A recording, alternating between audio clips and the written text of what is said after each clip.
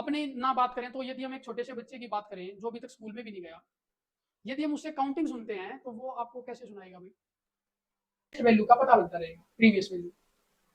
ठीक है, और अब ये जो वैल्यूज मेरे पास आई हैं, positive natural numbers, zero included whole number, उसके बाद नेगेटिव नंबर्स भी हम लेकर आए हैं। तो जब इनके अंदर होल नंबर्स के अंदर नेगेटिव नंबर्स को भी ऐड कर लिया जाएगा, नेगेटिव नंबर्स को भी टर्म्स भी इसके अंदर आ सकती हैं, नो डाउट, आराम से।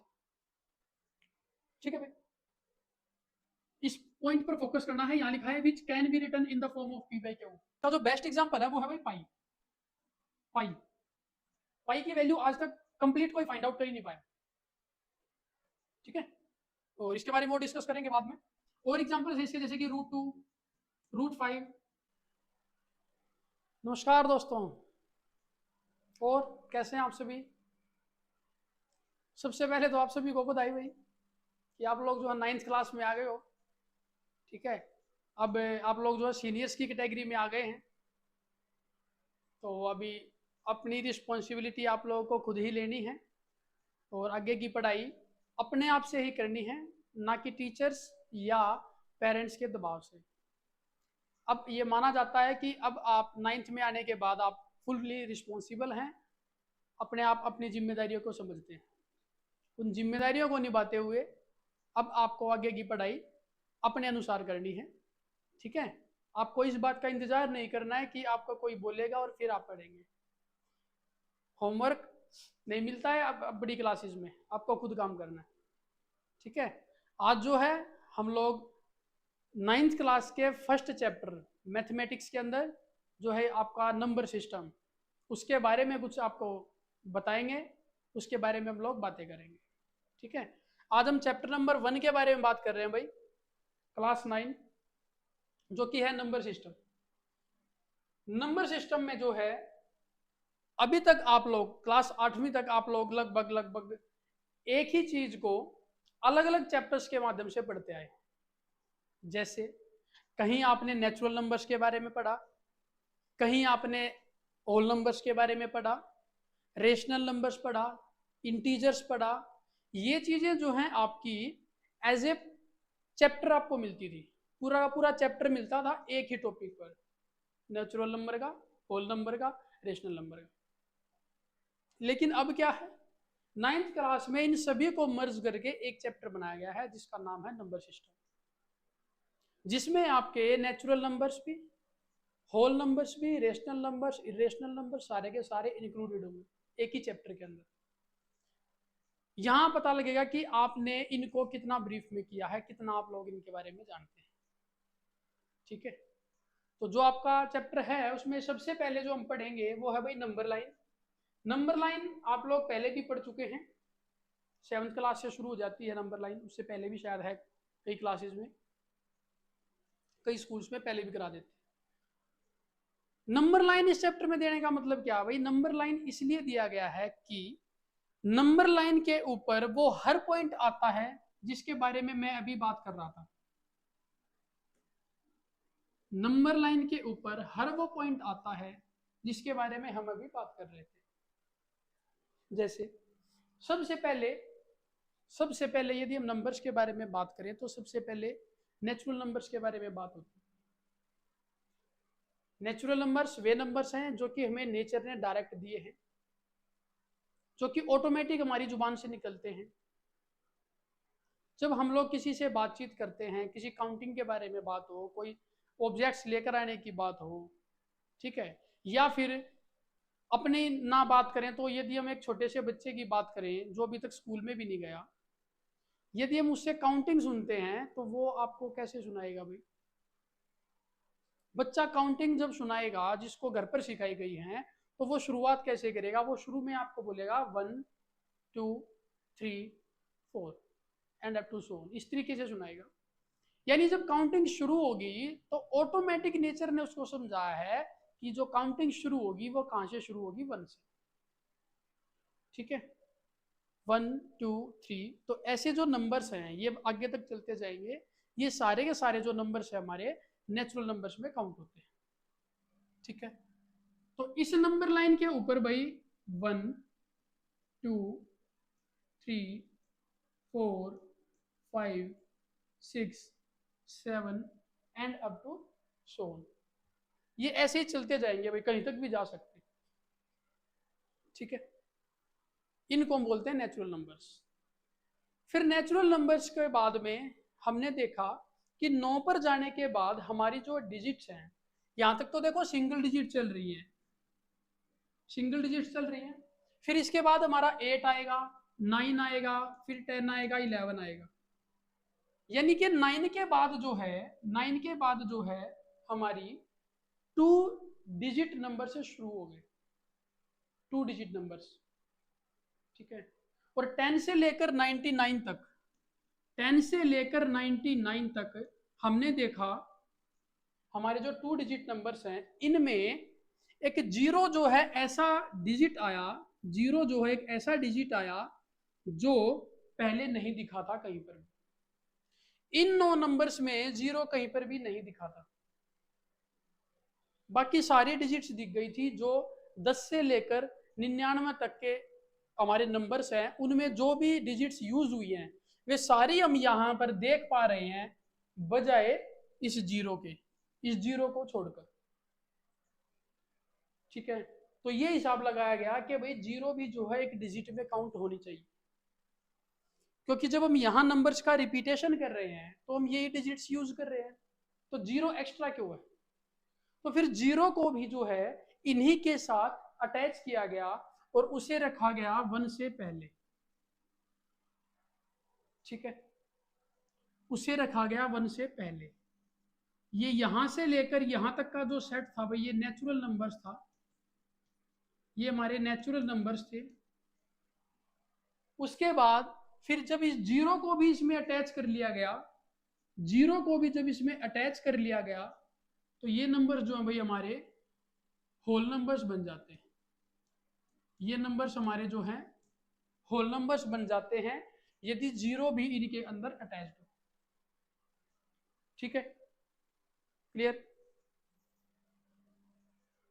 जीरो के साथ साथ फिर हम लोगों ने ऐसा देखा कि जब हम यहां से अपनी नंबर लाइन को शुरुआत करते हैं कि 1 2 3, जब हम उस साइड जा रहे हैं तो वैल्यू बढ़ती जा रही है। या फिर दूसरा तरीका अगर देखें कि यदि हम वापसी आए, यहां से यदि हम वापस आए तो 7 6 5 4 3 2 1 0, तो वैल्यू क्या हो रही है भाई, डिक्रीज होती जा रही है, ठीक है। और लाइन हमने इसको बोला है, लाइन वो होती है जो दोनों तरफ कितनी भी इंक्रीज की जा सकती है, बढ़ाई जा सकती है। लाइन के दोनों तरफ आपको एरो देखने को मिलता है, इसका मतलब यह है कि आप इसको कितना भी एक्सपेंड कर सकते हैं, आपको वैल्यू मिलती जाएगी, ठीक है। तो इससे हमें यह पता लगा कि ये वैल्यूज जीरो पर तो खत्म होने वाली नहीं है, ये और भी पीछे जाएंगी, ठीक है। तो पीछे जाने के लिए नई डिजिट्स लेकर आने की वजह इन्हीं का यूज कर लिया गया, लेकिन एक अलग वे में। इनके साथ एक नेगेटिव और लगा दिया गया, काउंटिंग यही रखी, -2 -3 -4 -5 -6, और वैल्यू को इस तरीके से रखा गया कि आप आगे कितनी भी लेकर जाएं आपको नेक्स्ट वैल्यू का पता लगता रहेगा, प्रीवियस वैल्यू, ठीक है।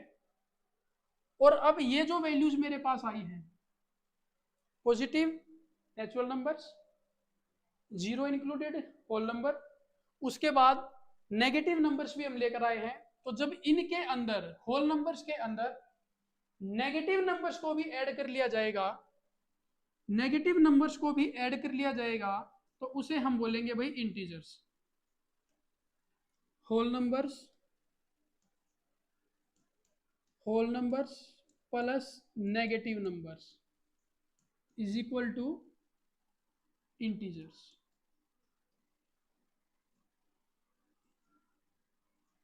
ठीक है। ये नंबर्स अब इंटीजर्स हो गए। यहां तक कोई डाउट किसी को, यहां तक कोई डाउट कोई। इस इंटीग्रल वैल्यू के बाद फिर बात आती है भाई, हमने तो एक लाइन बनाई है, लाइन के ऊपर हमने ये कुछ पॉइंट्स प्लॉट किए हैं, लेकिन प्लॉटिंग के बाद इनके बीच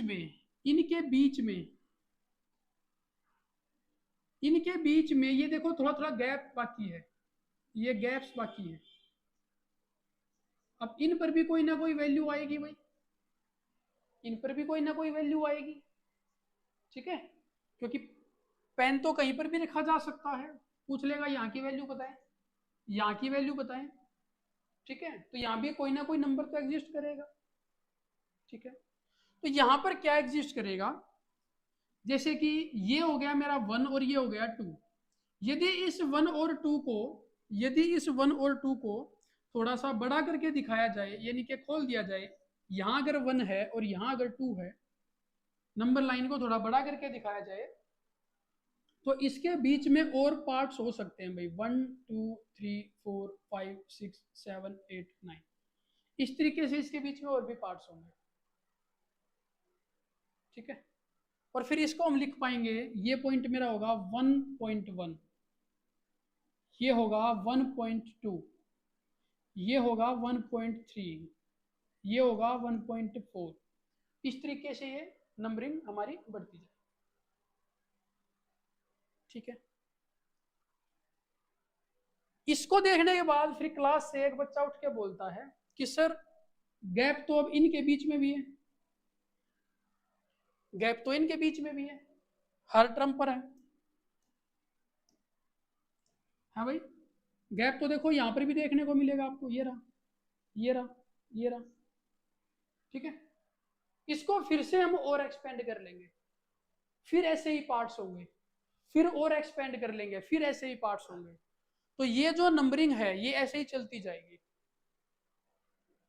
तो एक नंबर लाइन के ऊपर जो है हमारे इनफाइनाइटली पॉइंट्स होते हैं, इनफाइनाइट पॉइंट्स होते हैं, ठीक है। ये वैल्यू ऐसे ही बढ़ती जाएगी।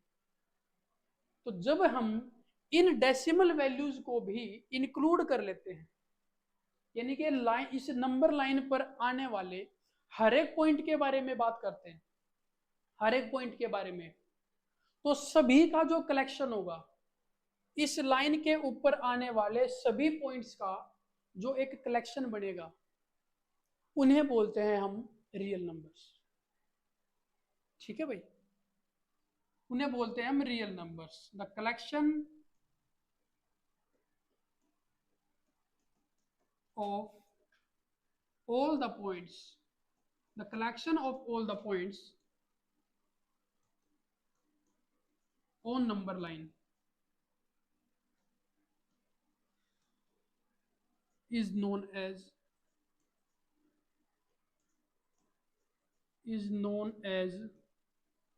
a set of real numbers,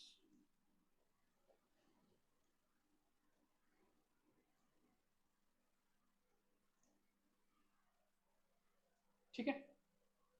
इस नंबर लाइन के ऊपर जितने भी पॉइंट आ सकते हैं, ये नंबर्स तो हैं ही हैं, ये नंबर्स तो हैं ही हैं, प्लस इसमें जो डेसिमल वैल्यूज आएंगी, जो फ्रैक्शनल वैल्यूज आएंगी, ठीक है, वो भी यदि इंक्लूड कर ली जाए, सभी को एक कलेक्शन बनाया जाए, उसको हम बोलते हैं रियल नंबर्स। यदि दूसरी भाषा में मैं कहूं कि वो पॉइंट जो नंबर लाइन पर दिखाया जा सकता है, जो पॉइंट नंबर लाइन पर रिप्रेजेंट किया जा सकता है, वो नंबर रियल नंबर होगा। क्लियर है? ठीक है, आगे देखिए भाई, फिर बात आती है जी रियल नंबर्स को कैसे कैसे डिवाइड किया गया। अब जो मेरा रियल नंबर है, जो रियल नंबर है वो दो पार्ट्स में होता है। Real number is equal to होता है भाई rational plus irrational, rational plus irrational. जब सारे के सारे रेशनल नंबर्स में सारे इरेशनल नंबर्स को ऐड कर दिया जाए, तो जो कलेक्शन होगा वो रियल नंबर्स का होगा। ये दूसरी परिभाषा होती है इसकी, second definition of real numbers, ठीक है। Addition of all rational and irrational numbers is the set of real numbers. Clear. अब रेशनल और इरेशनल क्या है भाई, वो देखिए। रेशनल और इरेशनल, रेशनल नंबर वो नंबर होते हैं the number which can be written in the form of P by Q, which can be written, which can be written, ठीक है। The number which can be written in the form of P by Q where p and q are integers and q not is equal to 0। ऐसे number जो p upon q की फॉर्म में लिखे जा सकते हैं और जहां q not is equal to 0 हो और p और q की वैल्यू इंटीजर से होनी चाहिए, उन्हें हम रेशनल नंबर बोलते हैं। ठीक है भाई, कैसे, देखिए मान लिया मेरे पास कोई एक नंबर है दैट इज 5/3, 5/3, ठीक है, ये एक रेशनल नंबर होगा। क्यों? क्योंकि इसमें ये p का काम करेगा, ये q का काम करेगा। p और q मेरे इंटीजर्स हैं, अभी हम पीछे पढ़ के आए हैं, पॉजिटिव और नेगेटिव इंटीजर्स हो सकते हैं, ठीक है। और q not is equal to 0, यानी कि डिनोमिनेटर की जो टर्म है वो 0 नहीं है, इसका मतलब ये है इरेशनल नंबर, रेशनल नंबर, ठीक है। और कोई एग्जांपल भाई, जैसे मैं बोल दूं 1/7 हो गया, 5/9 हो गया, ठीक है, 200/30 हो गया, -5/2 हो गया। नेगेटिव टर्म्स भी इसके अंदर आ सकती हैं, नो डाउट, आराम से, ठीक है भाई। इस पॉइंट पर फोकस करना है, यहां लिखा है which can be written in the form of p by Q, जरूरी नहीं है कि वो p बाई क्यू फॉर्म में हो, यहां बताया गया है जिसे p बाई क्यू फॉर्म में लिखा जा सके। जैसे यदि मैं कहूं कि मेरे पास एक नंबर है 0.5, क्या ये नंबर एक रेशनल नंबर होगा? क्या ये नंबर एक रेशनल नंबर होगा? तो अब बहुत से बच्चे देखते हैं कि sir p upon Q form तो नहीं है, ठीक है। और अगर p अपॉन क्यू, चलो मान लिया इसके अपॉन में 1 कर दिया जाए, फिर भी p अपॉन क्यू तो बन गया, लेकिन p मेरा इंटीजर नहीं आ रहा, p तो डेसिमल वैल्यू आ गई, ठीक है। तो कंफ्यूज नहीं होना है, सवाल इसमें डेफिनेशन में बताता है कि वो नंबर जो p बाई क्यू फॉर्म में लिखा जा सकता है, यानी कि उसको हम कन्वर्ट भी कर सकते हैं। इसको आपने कन्वर्ट करके देखना है कि हम p बाई क्यू फॉर्म में लिख सकते हैं या नहीं। तो पॉइंट यदि हम इसका हटाते हैं तो ये हो जाएगा भाई 5/10, 5/10, और 5/10 को यदि आप डिवाइड करेंगे तो आपके पास बचेगा 1/2। Is this a rational number और नॉट? ये एक रेशनल नंबर है या नहीं, ये आप बताएं। आएगा रेशनल नंबर इंटीजर से, दोनों इंटीजर है और डिनोमिनेटर 0 नहीं है, ठीक है। उसके बाद बात करते हैं भाई इरेशनल की। इरेशनल नंबर्स, इरेशनल नंबर क्या होंगे?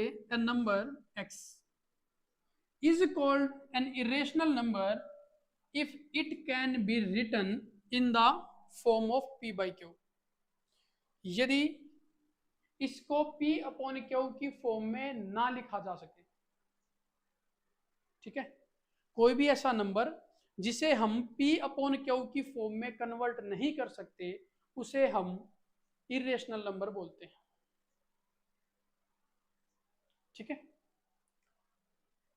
p and q are integers हो जाओ, ठीक है, यानी कि रेशनल का उल्टा होता है, क्लियर। आगे देखिए भाई, इस चैप्टर में जो हम और पढ़ने वाले हैं कि रेशनल नंबर्स के जो हैं डेसिमल एक्सपेंशंस भी होते हैं, यानी कि अभी जो मैंने पीछे एग्जांपल दिया था वो डेसिमल का ही था, ठीक है, 0.5 वाला वो डेसिमल ही था। तो यहां बता रखा है कि रेशनल नंबर्स को जो है डेसिमल्स में भी लिखा जा सकता है, और डेसिमल कैसे, दो टाइप के, एक टर्मिनेटिंग और एक नॉन टर्मिनेटिंग, एक टर्मिनेटिंग और एक नॉन टर्मिनेटिंग। अब टर्मिनेटिंग और नॉन टर्मिनेटिंग का मतलब क्या है? देखो टर्मिनेटर वर्ड आपने सुना होगा, टर्मिनेटर, टर्मिनेटर का मतलब होता है खत्म करने वाला, विनाश करने वाला, ठीक है, एट द एंड, लास्ट में, बिल्कुल क्लियर, टर्मिनेटर। यहां उसी टर्मिनेटर का यूज करके ये वर्ड बना गया टर्मिनेटिंग। तो वो डेसिमल एक्सपेंशंस जो टर्मिनेटिंग हो, यानी कि जो टर्मिनेट कर जाए, कहीं ना कहीं जाकर खत्म हो जाए, वो रेशनल नंबर होता है। कैसे? देखो, यदि मान लिया मेरे पास एक नंबर है 15/8, 15/8।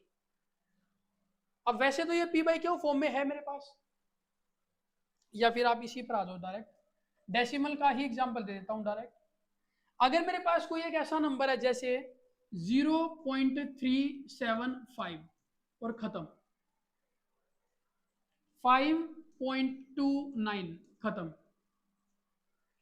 3.1752 खत्म।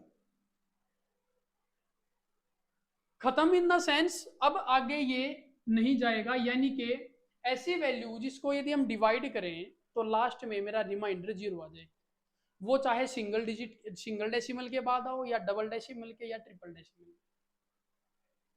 ठीक है, जब हमारा रिमाइंडर 0 आ जाएगा, इसका मतलब वो डेसिमल एक्सपेंशन हमारा टर्मिनेटिंग कहलाएगा।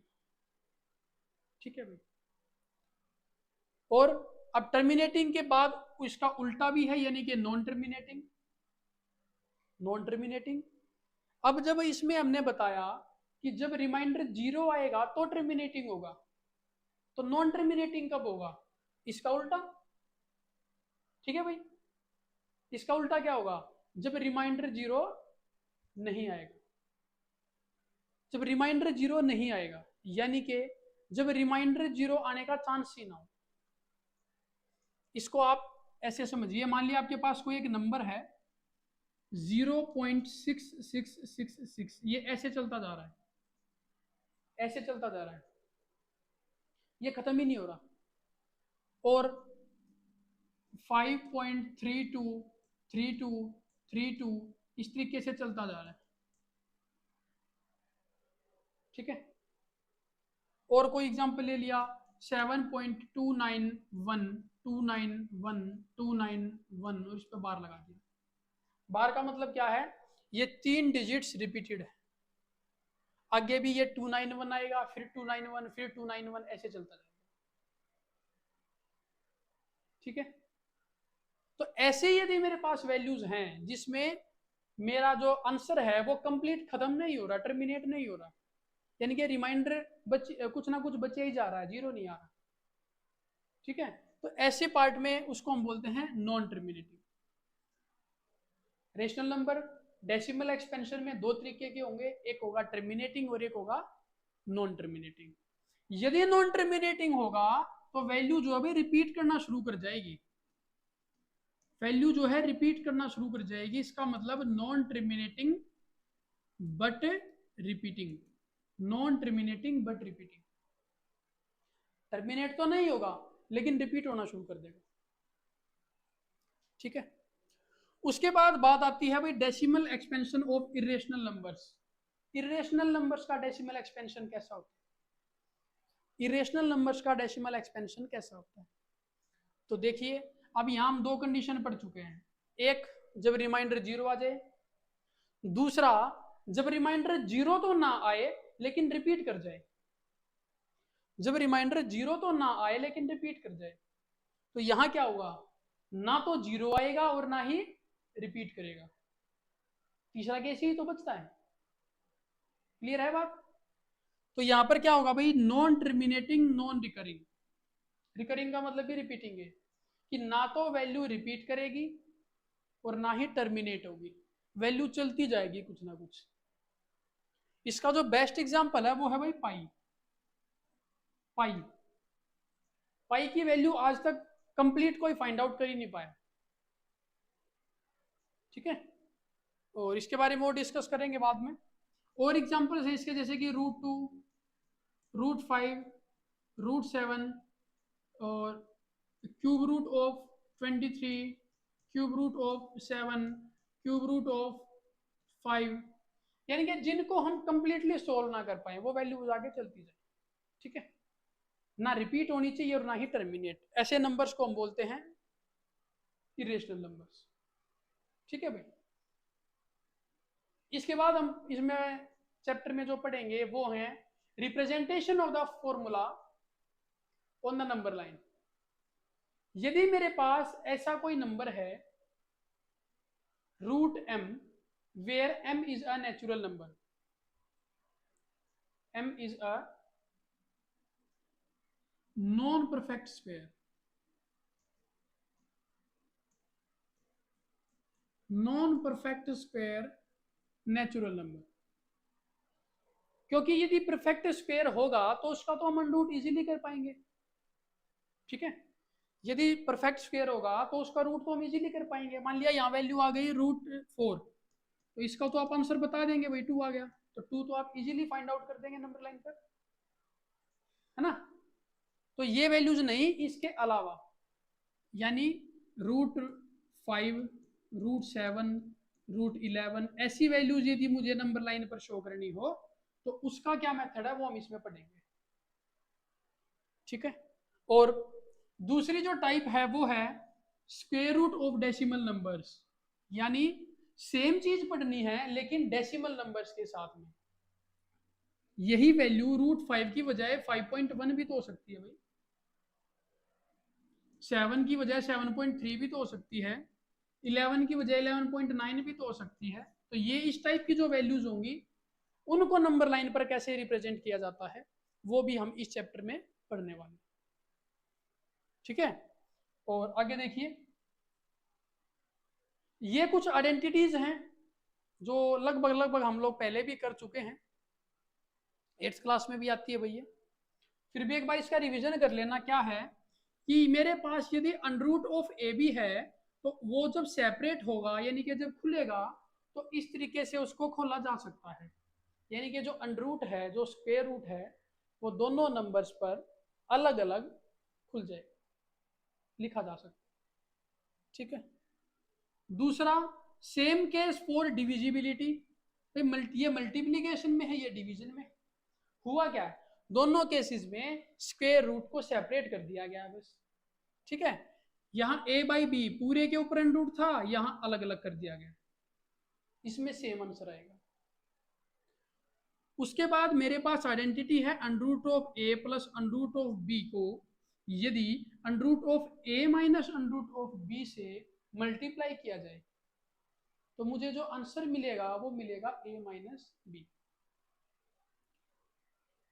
ये है कुछ नहीं भाई, सिंपली आपकी वो आइडेंटिटी है जो आपने पढ़ी हो, a plus B into a minus B बराबर होता है a square minus B square. ये इस वाली आइडेंटिटी की ही एप्लीकेशन, ठीक है, ये इसी आइडेंटिटी की एप्लीकेशन है, क्लियर। इसके बाद ये वाली भी इसी की एप्लीकेशन है भाई, दोबारा से। बस इसमें क्या था, रूट भी था दोनों तरफ, यहां पर रूट ए था, नीचे क्या डिफरेंस देखने को मिल रहा है, रूट भी तो एज इट इज है, अंडरूट ए की जगह पर ए आ गया है, अंडरूट ए की जगह पर ए आ गया है, तो यहां पर भी क्या होगा, ए की जगह पर ए का स्क्वायर हो जाएगा, आइडेंटिटी सेम है। यही आइडेंटिटी यहां लगाई गई है। ये आपको क्यों बताई जा रही है, ये आपको रेशनल और इरेशनल को आइडेंटिफाई करने में मदद करेंगी। कहाँ हम अंडरूट को सेपरेट कर सकते हैं, कहाँ नहीं कर सकते, वहां ये आइडेंटिटीज आपकी काम आएंगी, ठीक है। और यहाँ पर यह भी बताया गया आपको where A and B are the real numbers, A और बी हमारे रियल नंबर्स होंगे, उनके ऊपर ये बात हो रही है, ठीक है। और लास्ट में भाई जो आपकी लास्ट एक्सरसाइज होगी उसमें जो आप पढ़ेंगे वो सारी की सारी आपकी पावर एंड एक्सपोनेंट्स पर बेस्ड है। और पावर एंड एक्सपोनेंट आपका शायद 6th क्लास में आ जाता है, वही आइडेंटिटीज वही क्वेश्चंस एज इट इज आपको यहाँ पर देखने को मिलेंगे लास्ट एक्सरसाइज में। एक बार आइडेंटिटी देख लेते हैं भाई, यदि मेरे पास कोई एक नंबर है a⁻m और उसको मल्टीप्लाई किया गया है a⁻n से, यानी कोई भी एक ऐसा नंबर जिसकी 2 पावर है अलग अलग। मान लिया मेरे पास एक नंबर है 5 की पावर 2 को मल्टीप्लाई करना है 5 की पावर 3 से, ठीक है। तो क्या कह रहा है भाई आंसर, जब देखो नीचे बेस सेम होना चाहिए, जो पावर्स हैं वो एक ही नंबर की होनी चाहिए। तो यहाँ एक ही नंबर की है 5 की पावर्स, ठीक है। तो आंसर में क्या होगा, जो बेस है वो अकेला आ जाएगा और पावर्स क्या हो जाएंगी, ऐड हो जाएंगी, ठीक है। पावर्स क्या है भाई, ऐड हो जाएंगी। ये वैल्यू हो जाएगी मेरी 5। यहां भी यही फॉर्मूला लगाया गया है, a raise to power m plus n। अब यही सेम चीज आप यहां पर देखिए थर्ड पार्ट में, यदि वैल्यूज मल्टीप्लाइड हैं, यदि वैल्यूज मल्टीप्लाइड हैं तो पावर्स का एडिशन हुआ, और मल्टीप्लीकेशन का उल्टा क्या होता है, डिवीजन। मल्टीप्लीकेशन का उल्टा हुआ भाई डिवीजन, और डिवीजन में अब क्या होगा, प्लस का उल्टा होगा माइनस। इतनी सी बात है बस, ठीक। इसी आइडेंटिटी से आप ये भी समझ सकते हैं, यदि a raise to power m को डिवाइड किया जाए a raise to power n से, तो वहां m में से n वैल्यूज को हम घटा देते हैं। जैसे यहीं पर आप समझें कि अगर 5 रेज टू पावर 3 को डिवाइड किया जाए 5 रेज टू पावर 2 से, तो कितना बचेगा भाई, दो पावर कैंसिल हो गई, कितनी बची, एक। तो 5 रेज टू पावर 1 ये हमारा आंसर होगा। ये आया कैसे, 5 रेज टू पावर 3 माइनस 2 से, ठीक है। समझ रहे हैं इसको, ये आप 6th क्लास में कर चुके हैं, एक बार रिवीजन है इसका बस। उसके बाद यहाँ अगर आपको ऐसा कोई केस मिलता है कि जहां a raise to power m है, कोई एक नंबर है जो पावर में लिखा गया है, और फिर उस पूरे की होल पावर में कोई और नंबर है, a raise to power m है और उसकी पावर में n है।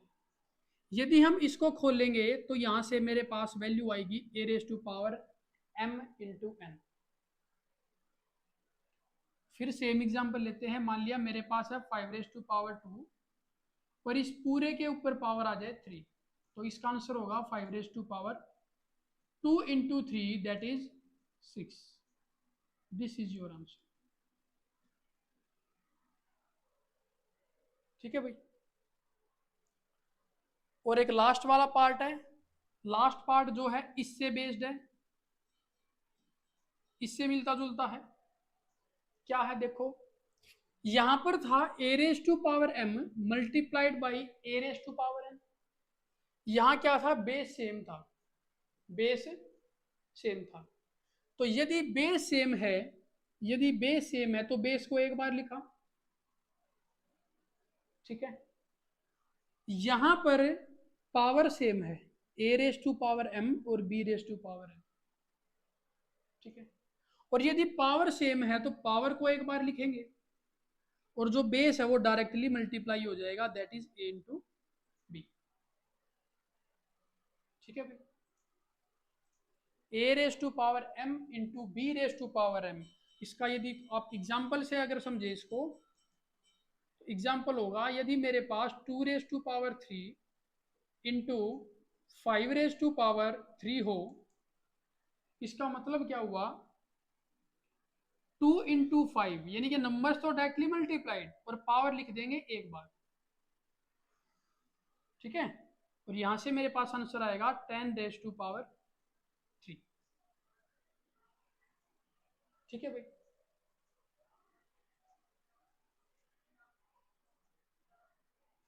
बस फर्स्ट चैप्टर में आपको बस इतना ये काम करना है, इसी के ऊपर जो है हमारा फर्स्ट चैप्टर कंप्लीट होगा। दोबारा से मिलेंगे एक्सरसाइज के साथ, क्वेश्चंस के साथ। नमस्कार, जय श्री राम।